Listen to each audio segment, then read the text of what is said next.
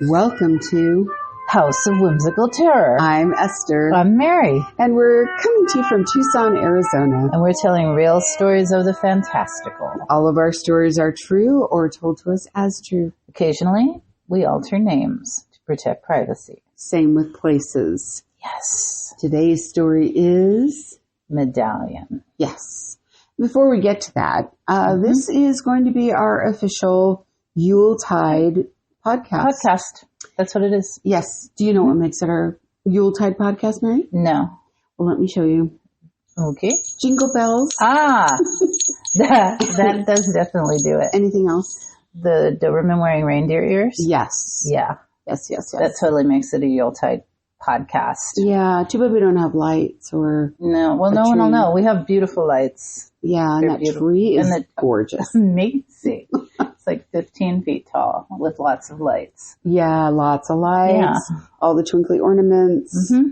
There you go. You put a lot of work into that, Mary. Thank you. The ladder was really something. Let me tell you. So, yes, Yuletide. It is Yuletide. It is. And Medallion. So we decided to tell these stories because I don't even know why, they seem to fit. They seem to fit the season. Because they're kind of miraculous stories. Yes. I have a story about a medallion, and it took place years ago when I worked in a bookstore. And in the bookstore, this lady would come in, this really lovely lady, and she would do these amazing readings on people, and she would look at them and she'd draw things. And what she drew ended up being gorgeous. She wouldn't even look at it. She would just draw it while she was looking at the person. And it would come out with different figures and shapes and symbols. Wow. She was a Native woman from Mexico, and we became friends. We were always talking, while she was waiting for clients to come in and sit in the bookstore, and she'd do the readings.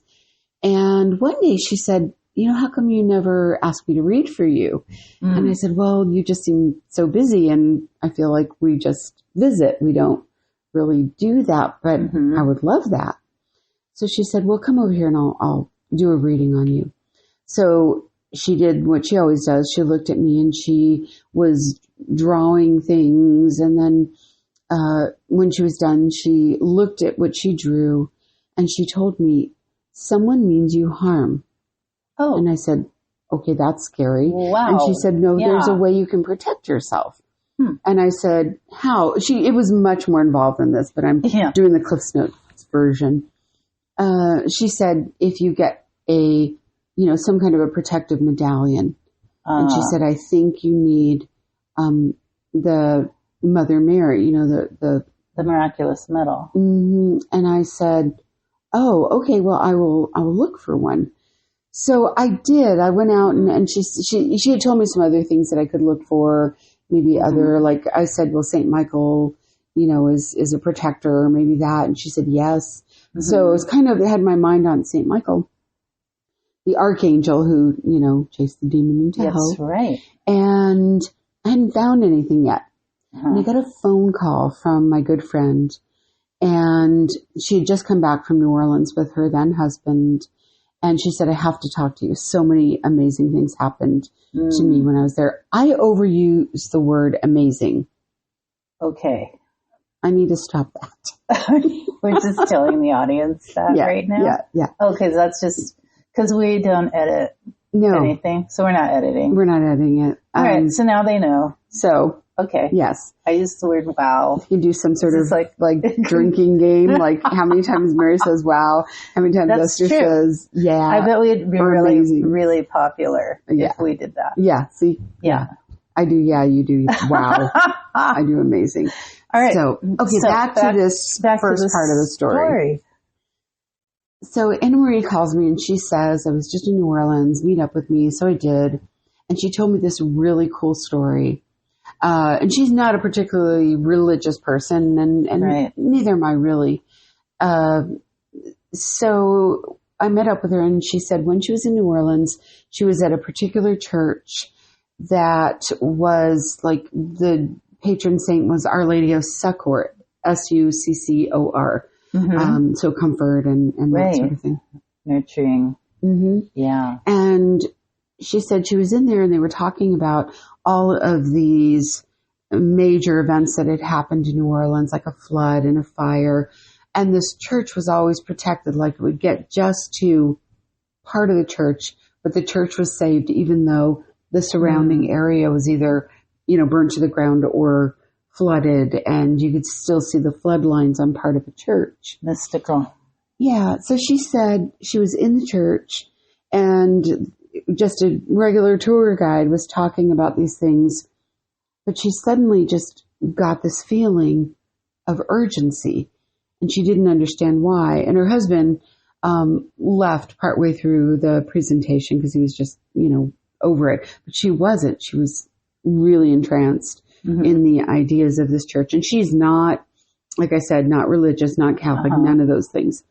And she said she had this urgency. And as soon as they were done, she ran back to the little gift shop in the church. And she got 2 medallions, one for herself and one for me. Interesting. And she didn't know why, but she said she felt like it was urgent that she had to bring back. And it's just a medallion with the Mother Mary on it, Our Lady of Succor. And she brought it back to me.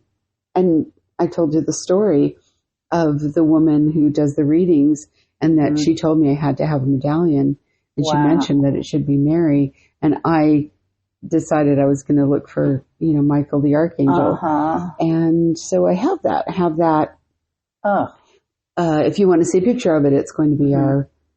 It's the episode picture. It's the episode picture. Yeah. And that is the exact one she got for me. And I wore it everywhere for years. I wore incredible. It.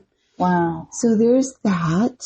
And we might have another story. So about a lost medallion. Yes, actually, I do have a story about a lost medallion. So I was living in Denver, and in Denver, like in the middle of the city, there's this enormous park. It's called Cheeseman Park. Well, because you lived in Denver as well. With you, yeah. Yes. So Cheeseman Park is probably the largest park in the Denver metropolitan area. It's huge. Yes. It's also built over a graveyard. Oh, I didn't know this. Yeah. Yeah, because everything is. I didn't know that when we lived there. No, I didn't either. But anyway, I was there and I was like, I don't know, I was with friends and we were playing games or something. I don't know, we were in the park. Park stuff. And I had a nice time and I ended up, late into the evening hanging out with my friends. And anyway, I got home and then the next morning I grabbed my necklace and it wasn't there. So I had a necklace that had a medallion of the miraculous medal Mary, right? Right. And it had belonged to my mother. And my mother had passed away not long before. Just recently. Just very recent to this event. And so I grabbed for it because I always wore it right afterward because it was hers and she had worn it. And I couldn't find it. And that sense of where you just leave your body from the amount of anxiety and terror that you have. Yeah. That's what I felt. It was awful.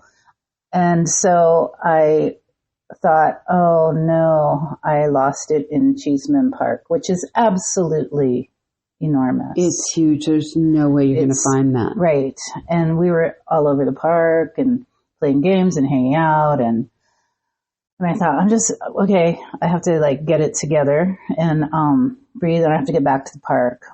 So I was driving back to the park and of course, I was panicking. And then I thought of my mother and I thought she would say a prayer to St. Anthony. Yes, to find because that was her thing, to find things. I remember that. So I'm driving and I'm praying and that's not even my thing, right? At this time, it's just what's happening. And I am panicking. And I got to the park and I took a deep breath And I looked around and I thought,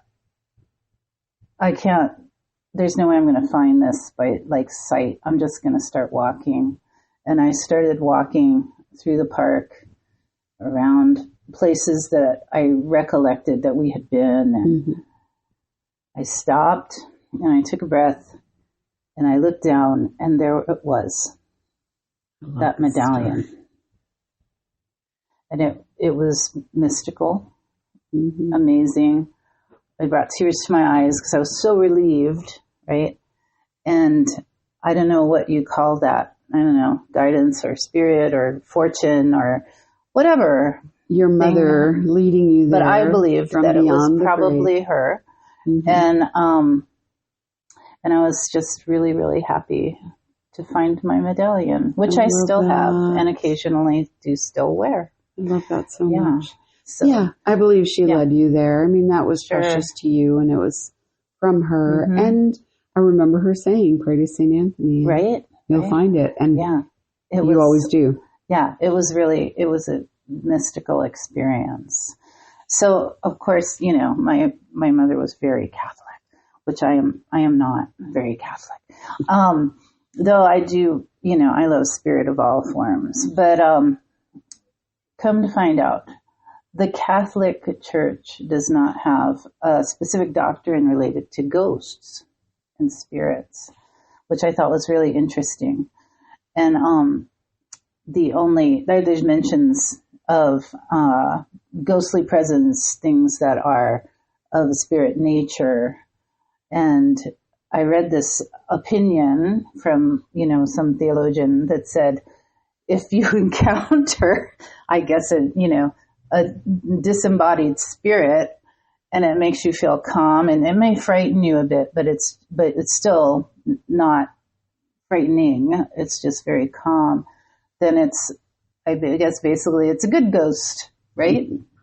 And then if you encounter one that gives you not only deep fright, but perhaps fear or anger, then it's a demon. And I thought, so I guess that was their interpretation of like how that all works. And I guess, you know, ghosts benefit people often. And then when they don't, I guess that's the rationalization is that they're negative. Interesting. Mira, you are so great about doing the research of all the weird, like nooks and crannies. Useless trivia. She thinks about something and then she goes and goes down a rabbit hole looking it up, which is kind of fun. Fun and weird and time consuming. Yes. So I have another story that was told to me when I was a youngster. I don't know, maybe 13, 14. And we were in church at Mass, and on the feast day of the Virgen de Guadalupe, so the Virgin of Guadalupe, he would always do some kind of really special thing about Mary, and almost, you know, like exalting her above everything else, which I kind of loved. And so he would tell some Mary story every year on that feast day, because for him, she was very, very special. So he told this really cool story about when he was a child, and he told us the reason that Mary was so important to him. His grandmother had given him a medallion that he wore around his neck all the time.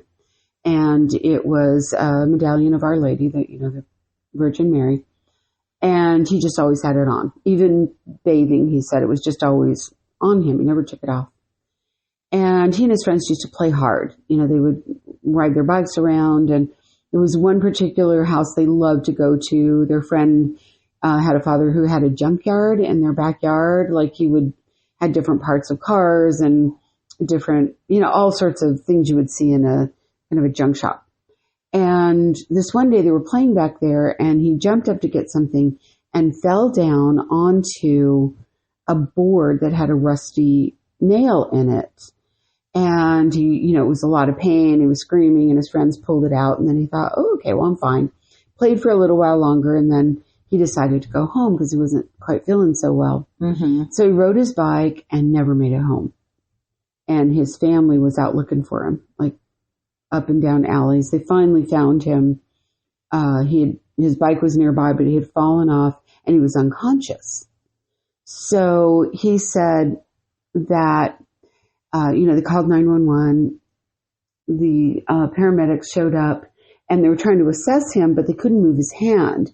His hand was gripped around the metal that his grandmother had given him, and he wouldn't budge. Like, it was just gripped there. Mm-hmm. And so they just put him in the ambulance, took him to the hospital again. Like, it was like they would have had to break his fingers to move his hand off the metal. Oh. So they did all of the, like doing the x-ray and everything, because they had to leave his hand there, or mm-hmm. He was unconscious, but it was in such a death grip they couldn't move it.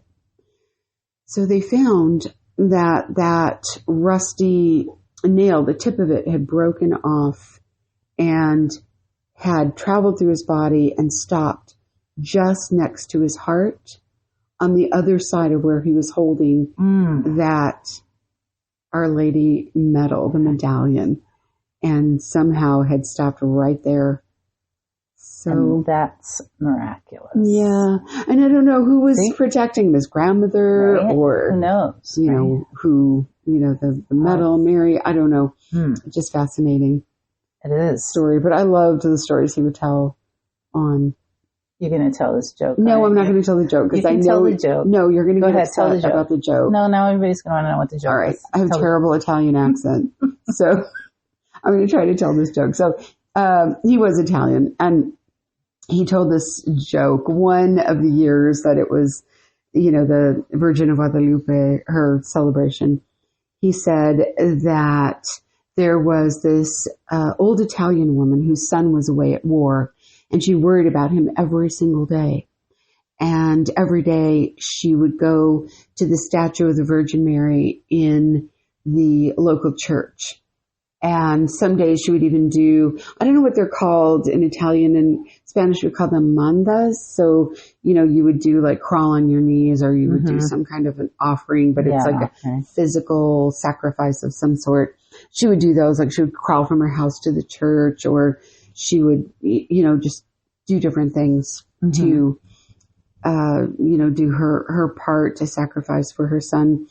And so she would go and talk to Mary. And then finally, after, months of doing this, finally, the baby Jesus, who was in the arms of the statue of the Virgin Mary, turned its head and looked down at her. And he said, "My child, your prayers have been answered. Your son is going to return from war to you, and he'll be fine." And she looks up at him and she says, "Shut up. I was talking to your mother." So bad. So bad. Sorry. So bad. I love that joke. A priest told you that joke? A priest told us that joke during Mass. Yeah. Oh my goodness. All right. So, we're not trying to convert anyone to any religion. It's Mary just and I do not practice ourselves. Not that that's anyone's business, but we were, of course, or perhaps we practice many things. Yes. We were raised Catholic. So we have all these funky stories. And so there are Yuletide season stories. Well, kind of. And we should be telling stories about, I don't know, Yule trees and solstice and amazing things like that. Which maybe we probably will do another in the near podcast. Future. Not during Yule time, but maybe when we visit Ireland. Perhaps so. That would be amazing. Yes. Yeah. I think that goes on the list with the other places that we will be visiting. Yes. I think so too. Yeah. And I hope everyone has an absolutely lovely Yuletide season, no matter where you are. And I think this is going to air past solstice, but happy belated solstice to all who celebrate. Correct. And no matter what you celebrate, we thank you for joining us. Yes. And please come back and listen to more stories. But for now, so long, good friends. Until next time, when we meet back at the house.